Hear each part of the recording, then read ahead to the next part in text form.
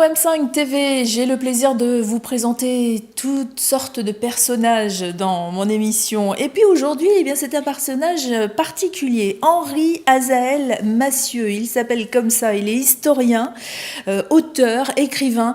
Mais il est tellement plus que ça. Il est guadeloupéen, on va le découvrir tout de suite. Henri, bonjour. Bonjour. Je suis guadeloupéen, effectivement, nul n'est parfait. C'est ce qu'on dit. Et alors, parlez-nous un petit peu de vos origines, parce que Azaël Massieu, c'est un nom qui a une histoire.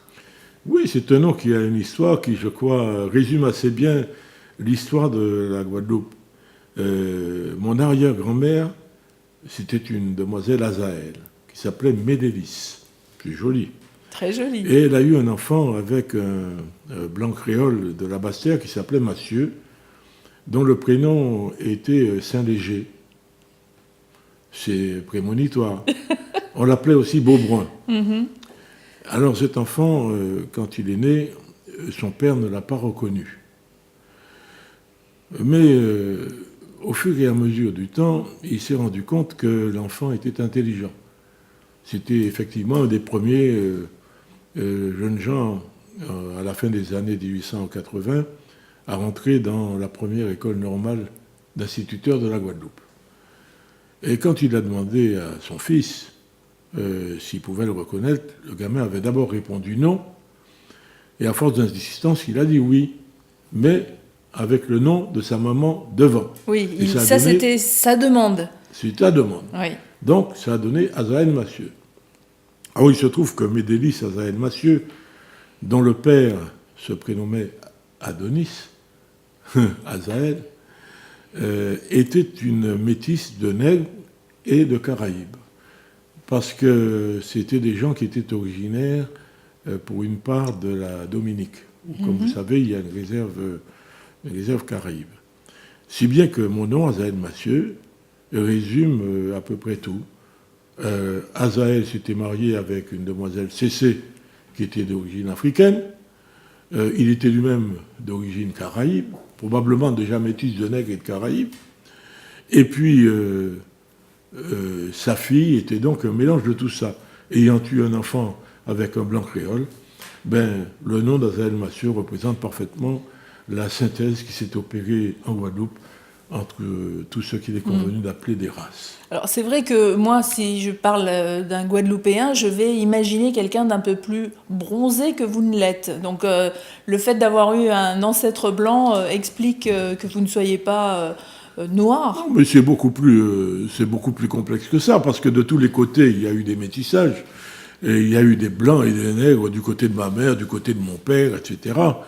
Mais j'ai quand même choisi d'être quelqu'un. J'ai écrit un poème que j'ai donné à notre ami commun Marvin Sitter. J'ai écrit un poème qui s'appelle « J'ai choisi d'être nègre ».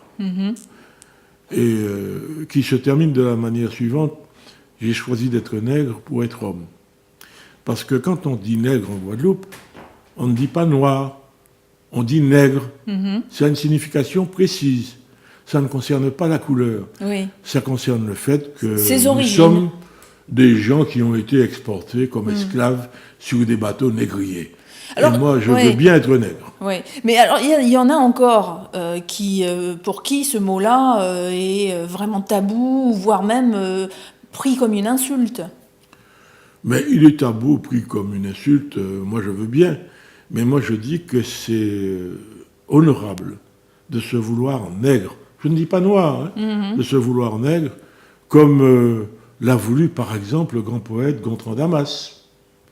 Danielle Apocal est venue sur ce plateau et elle m'a dit qu'elle aussi, pour elle, c'était important de se dire nègre, parce qu'au fond, noir, c'est une couleur. C'est comme si on définissait aussi un Chinois en disant c'est un jaune. Voilà. Et on ne le dit jamais, c'est un jaune. Voilà. Alors pourquoi on dirait un noir qu'il est un noir alors qu'en fait c'est une couleur? Oui. Moi, je me... Vous êtes un nègre. Bon. Alors, vous avez été surveillant d'externat, maître auxiliaire de français, prof de français au Cameroun. Et là, c'est qu'une partie de la bio. Vous avez fait l'ENA. En fait, je suis allé en stage à l'ENA parce que j'ai d'abord passé par l'école de l'administration centrale. Et pourquoi alors l'ENA? Mais écoutez, j'ai d'abord été prof. Je suis allé au Cameroun, j'ai eu un accident, j'ai perdu un œil, ça se voit. Quand je suis revenu, il y a eu en France une crise extraordinaire. Il y a eu la crise de l'enseignement, parce qu'on a démocratisé l'enseignement sans en prendre les moyens. Et je me rappelle que dans les années 65-66, il y a eu un très fort mouvement dans les lycées qui s'appelait le mouvement situationniste. Et ça a été le désordre le plus complet qui a révélé que rien n'était plus très sûr dans l'enseignement. Dans le même temps, moi je me suis rendu compte que on était obligé de vivre des moments absurdes. Parce qu'on était contraint par des programmes, oui. Parce qu'il y avait des inspections qui vous imposaient un certain nombre de choses, et j'ai décidé de bifurquer. Donc, c'est encore le cas aujourd'hui. C'est encore le cas aujourd'hui. Oui. Mais, donc même si on n'est pas d'accord avec le programme, les professeurs sont obligés d'enseigner. Mais non, mais c'est absurde. On fait plus attention au programme qu'aux enfants. Vous savez, je vous ai donné tout à l'heure une petite brochure. Je n'ai pas quitté l'enseignement. Je n'ai pas quitté l'enseignement parce que je continue à travailler pour les enfants. Et je constate que c'est aujourd'hui le même marasme que celui que j'avais connu quand j'avais commencé à être enseignant. Donc j'ai décidé de quitter l'enseignement à cause de ça. Et j'avais fait une licence ès-lettres.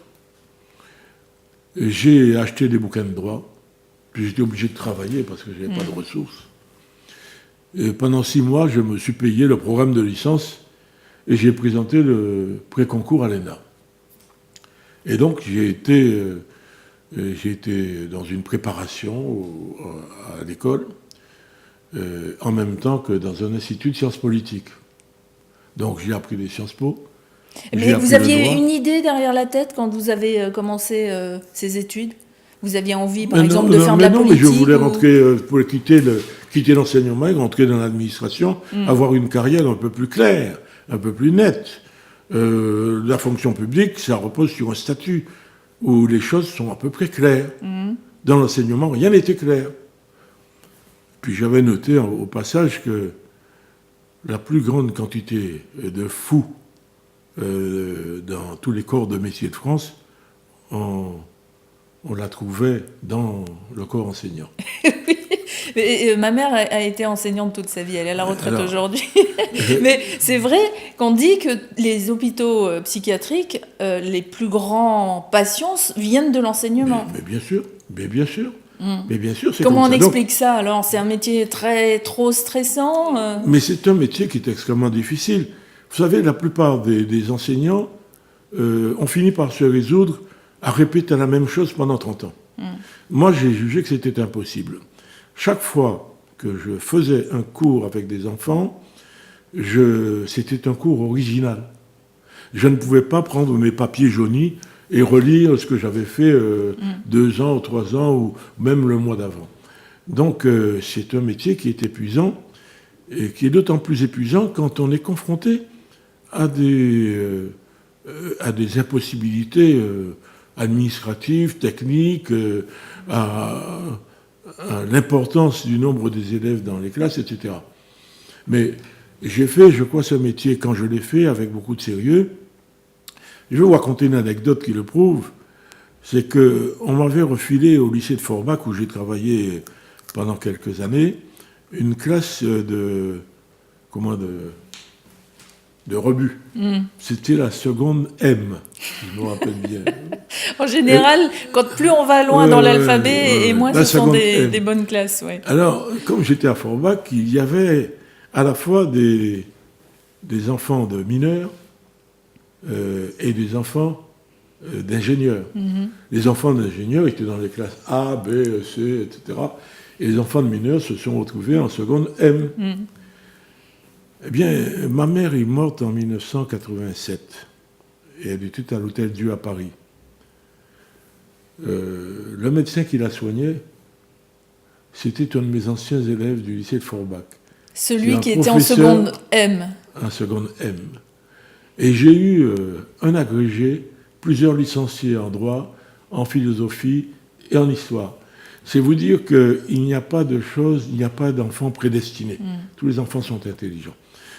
Et les conditions actuelles de l'enseignement ne prennent pas en compte cette donnée-là. C'est pourquoi vous avez arrêté d'enseigner. Arrêté. Voilà. Et alors, après l'ENA, vous êtes, je fais un raccourci, directeur général des services du département de la Guadeloupe, ensuite de l'administration régionale. Là, vous vous réalisez 10 ans de galère. Ah oui ? Mince, vous avez quitté l'enseignement pour quelque chose qui vous semblait le mieux au départ. Non, j'ai d'abord été en administration centrale, où j'ai fait une très belle carrière d'administration centrale. J'étais administrateur civil, j'étais directeur de cabinet d'un établissement public national, où j'avais des fonctions qui étaient prenantes, intéressantes, et où je me suis... j'étais très, très intéressé. Et mais puis à ce moment-là, on est venu me chercher en administration centrale, parce que j'étais Guadeloupéen, dont je vous ai dit tout à l'heure, nul n'est parfait. Oui. Mais mon imperfection a été de céder à la pression douce et amicale de ma femme et de partir en Guadeloupe pour mettre en place en 1982 la décentralisation qui venait d'être votée. Et là, je suis tombé sur des gens incroyables, quoi. J'ai découvert des choses que je ne pensais pas pouvoir découvrir dans une administration. La corruption, le vol, la méchanceté, la perversité, j'ai tout vu.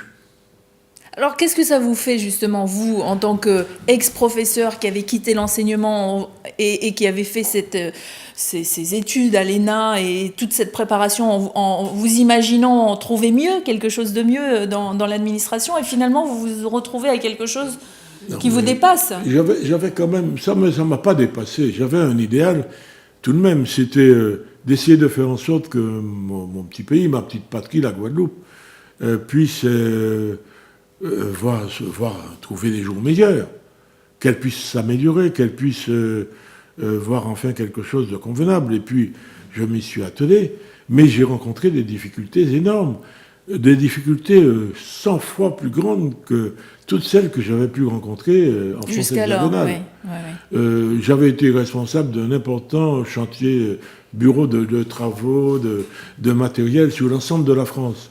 J'avais 100 services départementaux, des maisons de retraite, des écoles de rééducation professionnelle sous mes ordres et sous ma tutelle.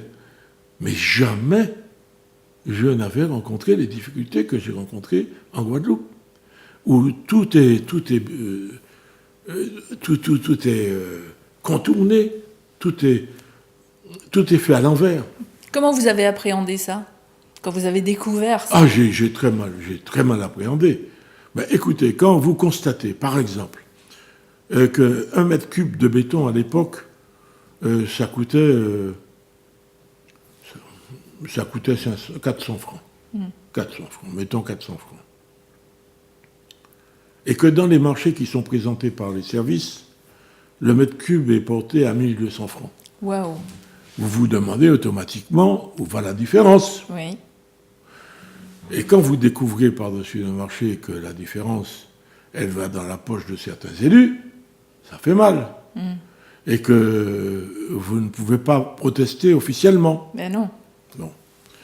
Quand vous déclarez officiellement, par contre, que devant tout le monde, devant l'Assemblée départementale, qu'on pourrait parfaitement procéder à une analyse des coûts pour permettre de faire des devis convenables pour les travaux publics.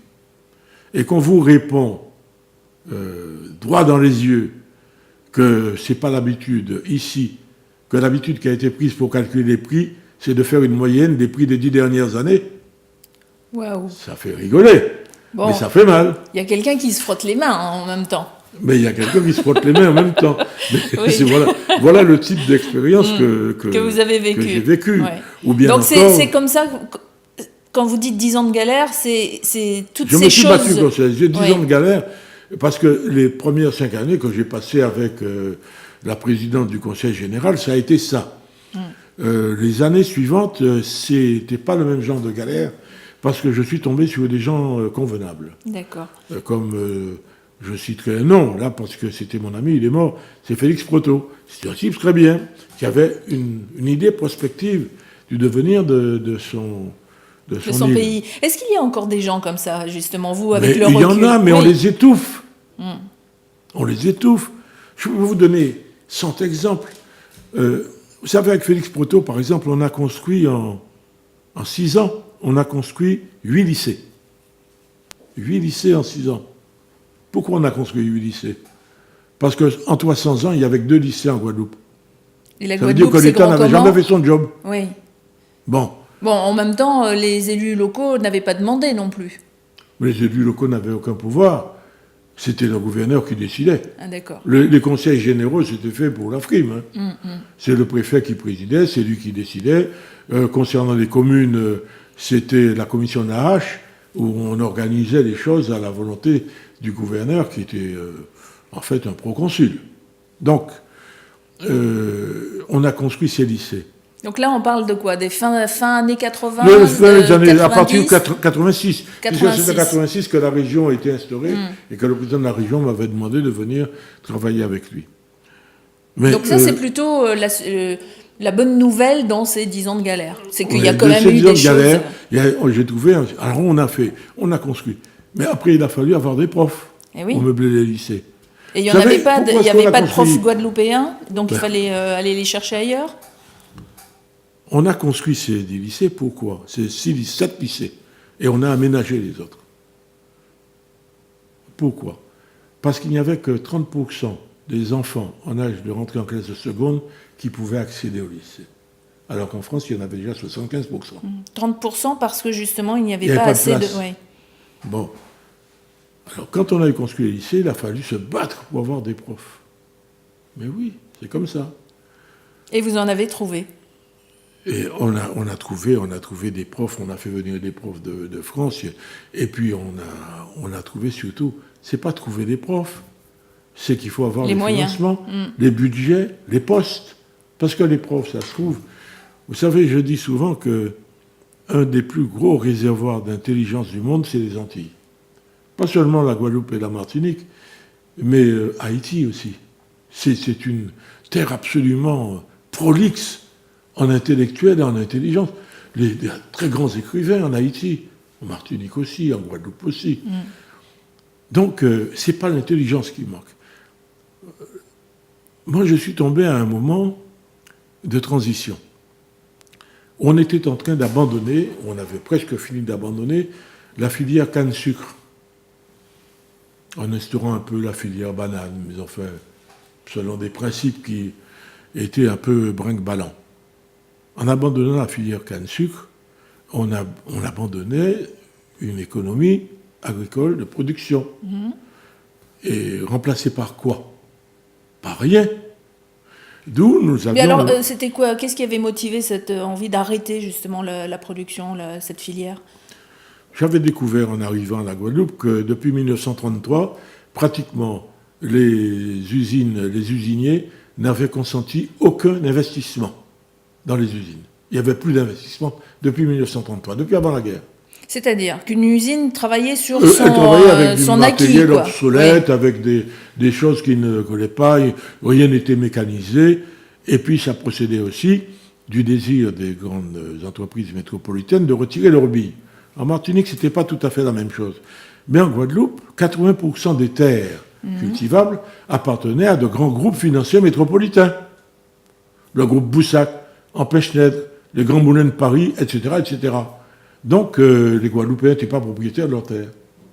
Et ces grands groupes n'avaient qu'une envie, c'est de retirer leurs billes, tout simplement parce que le sucre de canne n'était plus rentable au regard du sucre, d'abord, des betteraviers, et puis ensuite au regard du coût du sucre, ou bien de Cuba ou du Brésil. Et par conséquent, leur objectif, c'était de tirer leurs billes. Ils y ont réussi très largement, en diminuant sensiblement au fur et à mesure leurs investissements, comme je vous disais tout à l'heure. Laisser péricliter en laissant péricliter, mais ils ont aidé quand même. Oui. Parce qu'on a inventé des choses extraordinaires. On a inventé, par exemple, en Guadeloupe, la SAFER. Qu'est-ce que Alors, c'est? tout le monde sait que la SAFER, c'est une institution chargée d'organiser le foncier. En France, les SAFER, les sociétés du foncier, avaient pour mission de remembrer les terres. Eh bien, en Guadeloupe, les SAFER ont eu pour mission de parcelliser les terres.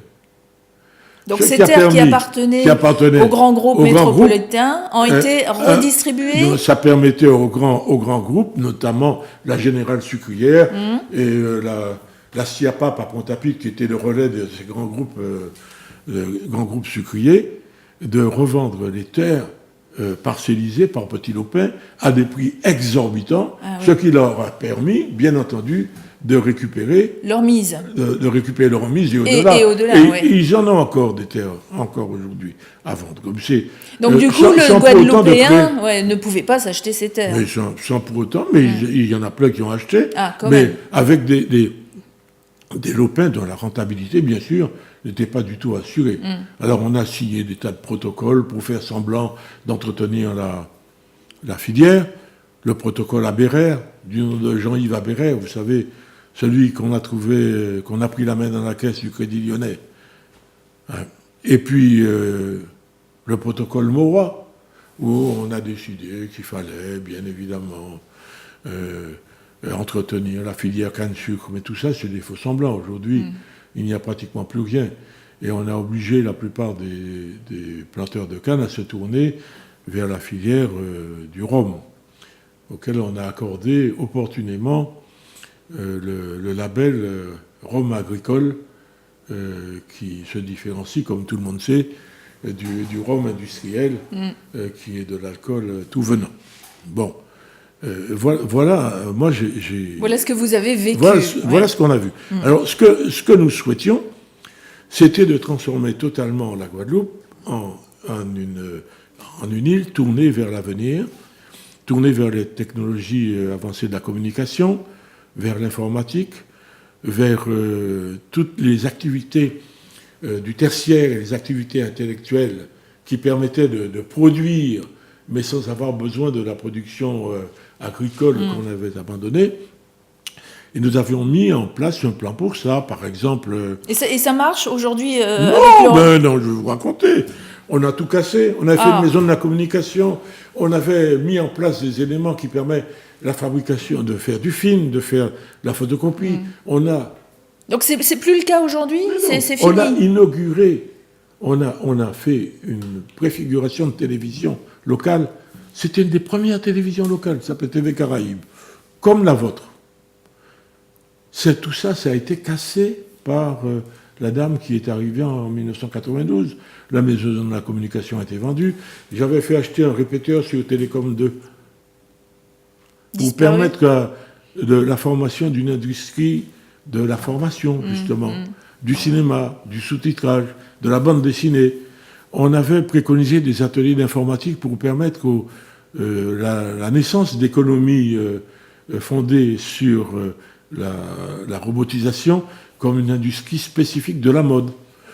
Par exemple, pour le dessin animé ou les bandes dessinées, mon idée, c'était de faire en sorte qu'il y ait, comme les Japonais ont réussi à créer des mangas, de créer un personnage spécifique de la Caraïbe. Mais tout ça, ça a été fichu en l'air. La dame est venue, elle n'a rien compris à rien. On avait 16 ans d'avance sur la France. Hein. Alors, la dame, c'est qui ? Madame Michaud-Chevry. Ah, pour ne rien vous cacher. Elle n'a rien compris, elle a tout éradiqué. Donc, vous avez terminé votre carrière quand même en gardant un bon souvenir, ou vous avez encore un petit goût amer ? Non, mais de la Guadeloupe, c'est un pays superbe. Hein, c'est magnifique. Et puis, j'adore me baigner à Saint-François quand l'eau fait 28 degrés. C'est incroyable, c'est magnifique. Ceci dit, sur le plan professionnel, ça a été quelque chose, pour moi, d'assez pénible. Assez douloureux, oui. Assez douloureux. Alors, vous avez été aussi chargé de mission au ministère des Anciens Combattants et au ministère de la Défense. Oui. Là, vous en gardez quel souvenir ? Mais là, j'ai gardé un souvenir relativement heureux. En fait, j'ai été chargé de la communication et de la mémoire des anciens, des guerres diverses. J'ai gardé c'était un placard pour moi. Hein. me fait aucune illusion. Mais j'ai gardé un bon souvenir parce que ça m'a permis de fabriquer un tas de choses. Je vous ai donné là des petites des brochures. Absolument. Des je vais vous brochures montrer telles ça. que celles que je fabriquais. L'Empire dans la guerre 39-45, l'Empire dans la guerre 14-18. Mais j'en ai fait plein d'autres. Il y a une brochure sur l'entre-deux-guerres. On vous a laissé faire tout ça pour sur un devoir de mémoire. J'aime pas tellement le terme de devoir de mémoire, sur vraiment la mémoire des conflits, la mémoire des guerres. Et j'ai eu du mal d'ailleurs à réaliser ces brochures parce que chaque fois qu'on parlait d'outre-mer, il y avait toujours un peu de réticence. Quand même. Et pourquoi alors? Parce qu'il y a des choses qu'il ne faut pas dire? Il y a des choses qu'il ne faut pas dire. Quand on parle, par exemple, dans une des brochures qu'on avait faites sur les spahis, les anciens combattants du Maroc, j'avais employé le terme de troupes indigènes. Oui, ce qui était le cas. On l'a censuré. Mais c'est réellement alors comme que les indigènes, ça a bien existé, oui. et que les troupes indigènes ont bien existé. Mais c'est pas bon de réveiller la mémoire. D'accord. C'est pas bon de réveiller la mémoire de certaines choses. C'est bien que... J'ouvre juste par hasard celui-ci et je vois 1940-1944, la Polynésie française en guerre. Oui. Donc en fait, ça ne se limitait pas, ça ne se limitait pas aux Antilles. C'est l'Empire dans son ensemble. Hein. C'était la Polynésie, c'était le bataillon du Pacifique, c'était... Et puis c'était aussi les pilotes. C'était aussi les pilotes. Alors là, je montre un DVD parce que vous avez réalisé un documentaire, c'était en 2011, qui s'appelle Rêve d'envol, et c'est l'histoire d'une vingtaine de pilotes des Antilles et de Guyane qui ont été envoyés pendant la guerre en formation. Au Maroc. Et en fait, ils sont arrivés trop tard pour se battre. Voilà. Après la formation, la guerre était finie. Donc la guerre était finie. Et pour certains, ils sont restés dans l'aviation. Pour d'autres, ils ont vaqué à d'autres occupations. Donc tout ça est raconté dans ce DVD. Là-dedans. Mais ceci dit, sur les pilotes, il y a eu des épisodes de la guerre assez extraordinaires. Il y a un pilote martiniquais qui s'appelait Rejon pendant la Grande Guerre. Il y a eu le pilote d'origine martiniquaise Sauval, la Deuxième Guerre mondiale. Il y a eu aussi un pilote tahitien qui est relaté dans ces petits volumes, là, dans ces petites brochures. Mais je n'ai pas fait que sur ça. J'ai fait une brochure sur Jean Moulin, j'ai fait une brochure... Où est-ce qu'on peut les retrouver aujourd'hui? Ils ont disparu ou on peut encore les trouver? Chez moi. J'en ai gardé quelques-unes. Il faudra aller voir Henri, donc. Et puis, il y a ça que j'aimerais montrer. C'est le dictionnaire biographique des Guadeloupéens, Guyanais et Martiniquais. C'est tous les gens qui ont fait ces pays que vous recensez dans ce dictionnaire. Il n'est pas encore disponible. Non, il n'est pas encore disponible. Il en est au stade, ça c'est une maquette, il en est au stade de la correction, des corrections. Les corrections je fais tout moi-même, je mets tout en page moi-même, les images, je dactylographie moi-même. C'est un vrai dictionnaire, donc évidemment, comme un dictionnaire, c'est par ordre alphabétique. Oui. Donc là, vous avez le premier volume, il y en aura 3 comme ça. Alors, vous vous rendez compte, ça fera à peu près 3000 pages. C'est un travail énorme, ça. C'est un travail considérable, oui. C'est plusieurs années de travail. C'est plusieurs années de travail. Ça fait longtemps que j'ai accumulé des choses comme ça.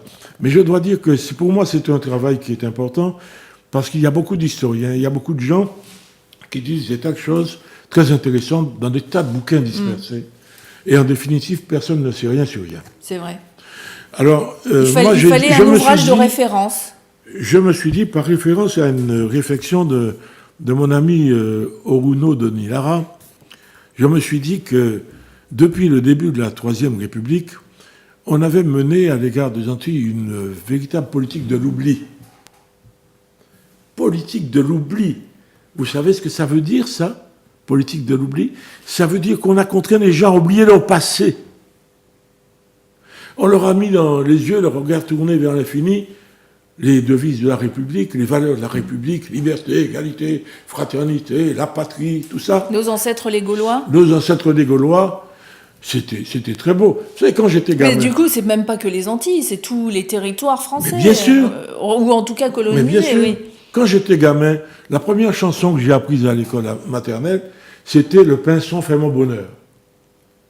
Le pinson fait mon bonheur, c'est l'oiseau que je préfère. Il n'y a pas de pinson à la Guadeloupe. Enfin. Oui. Donc, oui. l'oubli. Mais les instituts étaient formatés pour ça. si bien qu'on ne sait rien de notre passé. Alors moi, j'ai fait... D'autant qu'à l'époque, les anciens, c'était une mémoire orale qui se transmettait comme ça. Non seulement c'était une mémoire orale, mais tous nos instituteurs avaient été formatés par référence aux valeurs de la République. C'est allé tellement loin que les conseils généraux de la Guadeloupe et de la Martinique dans les années 1880 ont voté des motions pour avoir le droit d'aller se faire tuer à la guerre. D'aller quoi? J'ai pas Se faire tuer à la guerre. Ah oui. Mais oui. Si bien qu'en 1895, on a voté une loi autorisant la conscription des originaires des vieilles colonies. Et c'est ainsi que les premiers contingents, notamment de la Guadeloupe, sont partis en 1913 et que les Guadeloupéens, les Martiniquais... Ils sont allés se battre pour la France, oui. Pendant la guerre, des participants très importants, puisque j'ai calculé qu'il y avait à peu près 25% de la population mâle active de la Guadeloupe qui était partie. Ah oui, c'est énorme, oui. Ah oui. Donc, c'était une espèce de C'est-à-dire qu'on voulait les oublier, mais en même temps, pendant la guerre, c'était bien pratique de les avoir, c'est ça? C'était bien pratique. J'avais, pendant la Grande Guerre, vous avez trouvé là des choses absolument incroyables. En tout cas, ce dictionnaire, il faudra venir nous le dire quand il va sortir, oui, parce que là, on voit la grosseur du volume, il est énorme, il y en aura 3 comme ça. Pendant la guerre, en Afrique, on avait demandé aux députés du Sénégal de recruter les soldats. Alors, on lui avait demandé 6 000 soldats pour combler un peu le creux démographique de la France. En 6 mois, il en a recruté 70 000. Waouh! Comment il a fait? Comment il a fait? Il promettait, il passait des contrats de bien manger et d'être bien habillé. Et ça suffisait? Ben oui. Et en plus, il y a eu une pluie de décorations pour les fils de chefs. Et puis, les chefs ont poussé à la roue. Mais en fait, il y a eu pas mal de recrutement de force. Oui. Mais aux Antilles, ça n'a pas été loin non plus. Il y a eu un enthousiasme, certes, mais je vous assure qu'il y a eu de sacrés problèmes. En tout cas, moi, je trouve ce projet de dictionnaire formidable. Il faudrait qu'il y en ait, en fait, pour tous les Outre-mer. Mais oui, c'est vrai, mais j'espère que ça servira de base. Bien sûr. Je ne prétends pas être exhaustif dans ce dictionnaire, mais je crois que je cite l'essentiel. J'ai retrouvé des tas de gens qu'on a oubliés, des gens on avait totalement squeezés. Savez-vous quel est le seul Antillais qui ait été académicien français? Non. Il s'appelait Campenon, c'était un Guadeloupéen. Eh bien. Oui. C'était le neveu du poète, Germain Léonard. Donc vous avez fait un vrai travail de généalogiste aussi, là. Oui, cher, je généalogiste de tout. Germain Léonard, c'était qui? Le seul poète lyrique français du XVIIIe siècle. Il est de la Guadeloupe. Et vous le retrouvez où? Où? C'est dans l'anthologie de la poésie du XVIIIe siècle de la Pléiade. Et c'est le seul poète qui ait une dizaine de pages. Qui connaît le poète Léonard? Alors moi, je ne le connaissais pas. Voilà. Et alors, est-ce que les gens de la Guadeloupe le connaissent? Ça, c'est une autre histoire. Personne ne connaît Germain Léonard. Il y a peut-être une rue Léonard, mais personne ne sait qui c'est. Oui, c'est souvent comme ça, on se demande. Et puis, alors là, d'une façon un petit peu plus légère, il y a ces 2 livres. Oui. Ce sont des romans. Ce sont des romans, ce sont des fictions. Des fictions. Et alors, sur un livre, il faut que je le lise quand même, si vous me le permettez. S'agissant d'un roman, donc d'une fiction, toute ressemblance avec des gens existants ou ayant existé, ou avec des événements réels, serait purement fortuite et totalement involontaire. Au demeurant, ceux qui se reconnaîtraient par hasard dans certains de ces personnages auraient alors une bien piètre opinion d'eux-mêmes. Parce qu'évidemment, là, vous écorchez un petit peu, dans ces 2 romans, la vie politique aussi de la Guadeloupe. Je dénonce les mœurs politiques, la corruption permanente qu'il y a dans les îles, mais sans complexe. Et je dis très clairement qu'il faudrait que ça change. Et comment ça a été accueilli, la sortie de alors, je vais vous dire que le premier volume a été très bien accueilli. Il y a qu'en Guadeloupe... Alors, le premier volume, c'est celui-ci, Chabine Miroir. 5000 exemplaires vendus. Ça correspond en France métropolitaine à 200-300 000 exemplaires, au pourcentage de la population. C'est très rare, un tel score. Quant au deuxième volume, alors là, Qui il a s'appelle abordé Zombie. une question assez grave, qui était la question de la chlordécone. La quoi? La chlordécone. Qu'est-ce que Vous c'est? ne savez pas ce que c'est que la Non. chlordécone? C'est ce Vous allez m'apprendre plein de choses. C'est ce poison qu'on mettait dans les terres pour combattre l'insecte qui bouffait les bananiers. Ah, d'accord. Et qui est un poison rémanent, dont la rémanence est de l'ordre de 2 siècles, 2 à 3 siècles. Et qui empoisonne aussi les fruits. Bien sûr. Qui empoisonne tout ce qui a été planté dans une terre à banane après. Les ignames, les patates douces, etc. Et je dénonçais cette affaire-là sous un personnage dont le nom, bien entendu, n'était pas le vrai, qui s'appelle Claude Déconne. Bon. Ça, c'était dans le deuxième? Il se trouve que le personnage qui est producteur en France de la chlordécone dans la région de Montpellier, qui a pris, qui vend la chlordécone sous le nom de Cuolone, est un Martiniquais qui est parent de distributeurs de bouquins de la Guadeloupe. Donc vous n'avez Évidemment. pas été distribué. Alors la distribution, elle s'est très mal faite pour le deuxième. Mais il s'est quand même vendu. Oui, hein. oui, Les oui. enfants moins que l'autre. Et alors, ça, c'est un plaisir autre, parce que autant vous avez fait l'Empire dans la guerre, alors là, c'est très historique. C'est le Ça même aussi, plaisir, parce que c'est le même plaisir. c'est un plaisir c'est une volonté de salubrité publique. Lorsque je parle de notre passé, de la mémoire, c'est pour la salubrité publique. Il faut que nos jeunes gens se rendent compte qu'avant eux, il y a eu des gens de toutes les couleurs, blancs, jaunes, rouges, noirs, qui ont vécu dans les îles et qui ont fait des choses remarquables, qui avaient du talent. Et lorsque je parle de la corruption, c'est parce qu'il est absolument nécessaire de l'extirper. De le dénoncer. De la dénoncer et de l'extirper. Il faut que les gens sachent que la corruption, ce n'est pas bon, la corruption électorale. Il n'y a pas de campagne électorale sans distribution d'argent sous la table. C'est incroyable, mais dans des proportions inimaginables. Vous savez comment... Donc ça, vous le racontez dans vos 2 romans? Mais bien sûr. Ouais. Vous savez comment on peut se faire élire aux Antilles? Non. Ben, d'abord, au moins 6 ou 7 mois avant l'élection, il faut aller consulter tous les gadets des affaires du coin. Et Le alors gadet des affaires, c'est le diseur de Bonaventure, quoi, le sorcier du coin. Et puis lui fait le travail avec sa clientèle. Et il est aussi correspondant des renseignements généraux à qui il diffuse la bonne parole. Bon, et puis là, il faut le payer, bien entendu. Et puis ensuite, on arme une armée de vonvons. Vous ne savez pas non plus ce que vonvon, puisque vous n'êtes pas des Antilles. Le vonvon, c'est le bourdon. C'est le nom local du bourdon.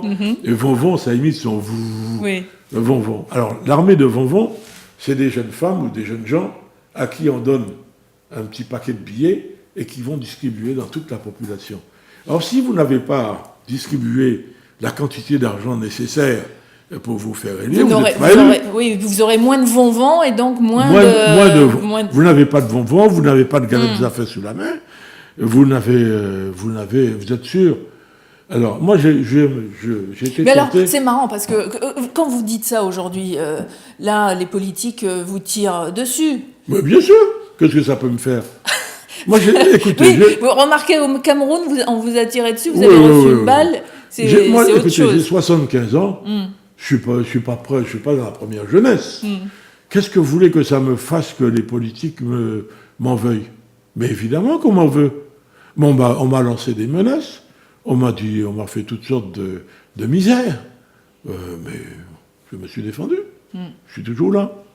Vous êtes toujours là. Et j'ai gagné un certain nombre de procès. Alors, juste avant de démarrer l'émission, on va terminer là-dessus. Je voudrais quand même que vous donniez votre sentiment sur la Guadeloupe aujourd'hui, parce qu'on a vu un petit peu tout ce que vous avez traversé, tout ce que vous avez essayé de faire. Quel est votre regard aujourd'hui sur la Guadeloupe? Mais c'est un regard à la fois désabusé et extrêmement peiné et malheureux, parce que je vois que la Guadeloupe est en train de sombrer. Elle est en train de sombrer. Il y a eu récemment un événement auquel on n'a pas prêté grande attention. C'est la coupure en 2 de l'université Antilles-Guyane. Je vous ai dit tout à l'heure que cette université Antilles-Guyane avait été fondée sur la médiocrité. tous les Antillais, Guadeloupéens, Martiniquais ou Guyanais de valeur qui auraient souhaité revenir dans leur pays enseigner, prêcher la bonne parole, on les a systématiquement refusés. On a recruté sur place des demi-ratés ou des gens à qui on voulait faire intégrer l'enseignement de l'administration pour qu'ils soient un peu moins indépendantistes. Mais l'université, on l'a laissé péricliter, on l'a laissé tomber dans l'ornière de la prévarication. C'est pour ça qu'il y a tellement de Guadeloupéens, tellement de On a même découvert un professeur qui avait piqué dans la caisse 3 millions. Vous vous rendez compte? Qui était responsable d'un... Donc cette université ne fonctionne pas aujourd'hui? Non, mais elle a été coupée en deux. Bon. Après la coupure en deux de la Guadeloupe, puisqu'on a séparé Saint-Martin et Saint-Barthélemy de la Guadeloupe, sans l'avis des Guadeloupéens, sans l'avis des Guadeloupéens, des Martiniquais et des Guyanais, on a coupé l'université en deux. Pourquoi? Parce qu'on veut faire de l'université de la Guyane une université d'excellence en rapport avec la station de Kourou. Bon. En vous rappelant que ce qu'on appelle la Guyane aujourd'hui, ce n'est jamais qu'une bande de terre le long de la côte, avec quelques points disséminés dans le territoire, mais que pour l'ensemble, 95% de la Guyane appartient au domaine privé de l'État. Vous saviez ça? Non. Eh bien voilà, vous avez tout compris. Oui. Comme par hasard, au fil et à mesure Alors que c'est la drôle, population... parce que vous parlez de ça, justement, la Guyane, en termes d'investissement, on a l'impression qu'il y a des investissements qui sont faits, mais qui ne sont pas redonnés au pays. Enfin, C'est moi on va dire, je ne connais pas la Guyane, mais d'un avis extérieur, comme ça, on a l'impression qu'ils n'ont rien. Laissez-moi aller jusqu'au Alors bout. qu'ils ont le pétrole, Comme ils par ont hasard, effectivement... La Guyane, qui comportait à peu près 40 à 45 000 habitants après la guerre, elle en fait un peu plus de 300 000 aujourd'hui. Mais elle est peuplée comment? Personne ne se pose la question. Et on est en train de repeupler la Guyane en exportant au maximum des Européens. Dans le même temps, la Guadeloupe, qui a été dépeuplée comme la Martinique avec le Bumidum, elle est en train de devenir une région vieille, si bien que l'Institut démographique de la France, l'Institut national démographique, prévoit que d'ici les années 2040, nous serons probablement les régions les plus vieilles de France. Donc les jeunes quittent la Guadeloupe. Quittent la Guadeloupe. Quittent la Martinique aussi, j'imagine. Et en tout état de cause, nous sommes devenus, et ce sera peut-être le mot de la fin, purement et simplement une colonie de consommation. Point. Voilà pourquoi je suis triste. Bon, gardez un peu espoir, j'ai envie de vous dire. Il faudrait vraiment qu'il y eût une révolution. Bon, alors les Guadeloupéens, révolutionnez-vous, c'est ce que vous auriez envie de dire? Non, je ne dis pas de faire la révolution au sens où vous l'entendez. Ah non, je ne parle pas de prendre les armes, mais de faire la révolution de faire la révolution de l'intelligence, oui. C'est-à-dire d'exiger par tous les moyens possibles le droit. Parce que le constat que j'ai été amené à faire, c'est que nous sommes des départements, certes, mais d'outre-mer, et que tout ce qui était constitutif de la colonie, et notamment la spécificité, le principe même colonial, c'est la spécificité. Ça a été conservé, ne serait-ce que par le moyen le plus voyant, les articles 73 et 74 de la Constitution française. Qui disent quoi? Qui disent que nous sommes des départements d'outre-mer. On est détaxé quand on exporte vers la Lozère? Non. Le commerce de la Lozère est compris dans le commerce extérieur de la France? Non. Y a-t-il une banque centrale en Lozère? Non. Mais nous avons l'IEDOM, qui continue à prélever des produits sur toutes les transactions financières qui se déroulent sur notre territoire. C'est normal, ça? Ça veut dire que quand vous parlez de la Guadeloupe comme ça, c'est le cas aussi en Martinique, à Tahiti, mais bien sûr, et en Guadeloupe, en Guyane, et à la Réunion. Mais bien sûr. Donc il faudrait faire quoi? Il faut exiger que le droit s'applique totalement et qu'on cesse d'avoir un statut tellement ambigu qu'il en devient absurde. Est-ce que vous savez que vous payez le fret export de la Guadeloupe vers la France 3 fois plus cher que le fret import de la France vers la Guadeloupe? Ça a un sens, ça? C'est pas du colonialisme, ça? C'est bizarre. Bon. Je vous raconte une dernière anecdote qui n'existe pas. Quand j'étais directeur des services du département, je me suis intéressé aux problèmes européens, évidemment, parce que j'avais constaté que l'État français piquait tous les fonds européens, fonds structurels, destinés au département de l'outre-mer pour ses propres investissements, que rien ne revenait aux collectivités, ni le FEDER, ni le FEOGA, ni le FSE. Je me suis battu contre vents et marées et j'ai fini par obtenir qu'on ait du FEDER pour la Guadeloupe, pour faire les routes, pour faire toutes sortes de gros investissements, et le FEOGA pour l'agriculture. J'ai découvert au passage que les services administratifs de l'État de l'agriculture avaient même proposé au FEOGA, pour subvention, le montage d'une usine Coca-Cola à Pointe-à-Pitre. C'est quand même extraordinaire que l'Europe paie une usine pour un produit américain. Bon, enfin, c'est comme ça. En attendant, on est allé encore plus loin. Et j'ai fini par découvrir que les fonds qu'on nous attribuait au compte-gouttes, malgré tout, sur un an, ils ne nous étaient vraiment versés que sur 3 ou 4 ans. Mais que dans le même temps, sur la même année, l'Europe prélevait en taxes et en droits divers, en prélèvements obligatoires, comme on dit très joliment, 3 fois plus que ce qu'on nous donnait chaque année. D'accord? C'est des départements français. L'article 227.2 du traité de Rome qui prévoyait l'égalité totale entre tous les départements, étaient-ils respectés? Non.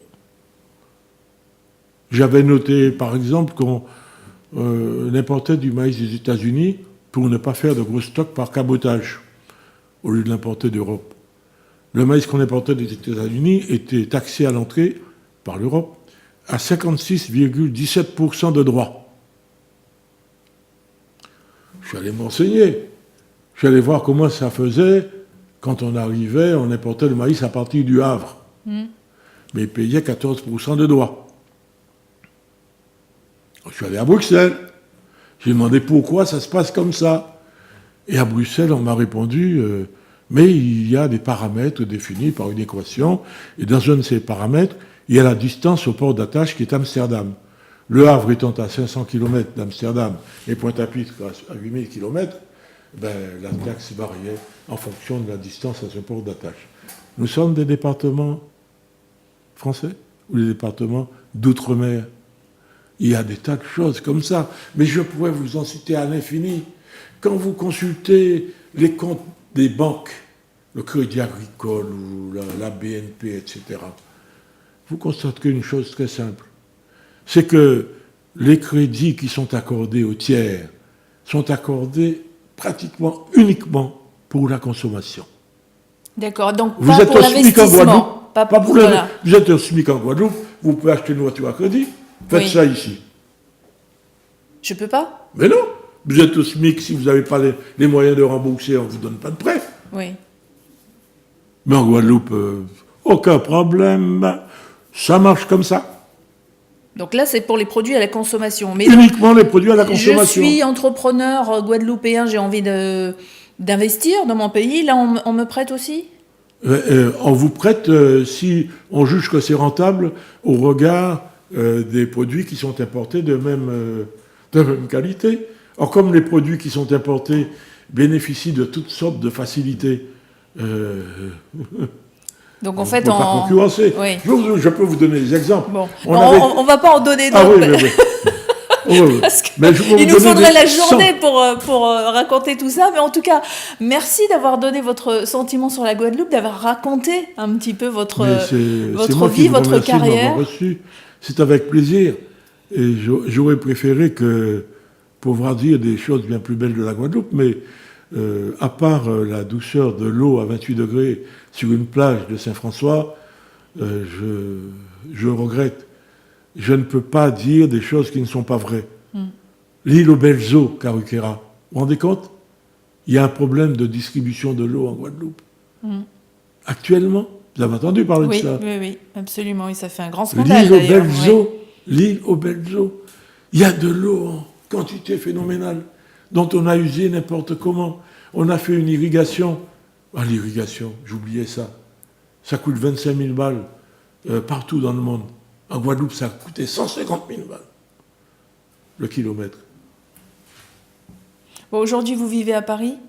Ah, je vis à Paris, je suis enfermé chez moi, je m'occupe, j'écoute de la musique, beaucoup de musique, j'écris, je compose.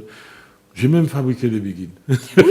C'est vrai, j'en ai pas parlé, mais vous avez fait un CD Ad Vitam Aeternam. Vous avez écrit la musique, les paroles La de musique, ce CD. les paroles, oui. C'est- Et puis, Voilà, mais on n'aurait pas assez d'une journée, ni même peut-être d'une vie pour définir tout le personnage qui est Henri Azaël Massieu, historien guadeloupéen, auteur, écrivain et plein d'autres choses. Si vous avez envie d'en savoir plus, il n'a pas de site web, il n'a pas de page Facebook. non. Mais peut-être qu'il reviendra sur notre plateau pour nous parler d'histoire de la Guadeloupe, pourquoi pas. Merci Henri. Je vous remercie.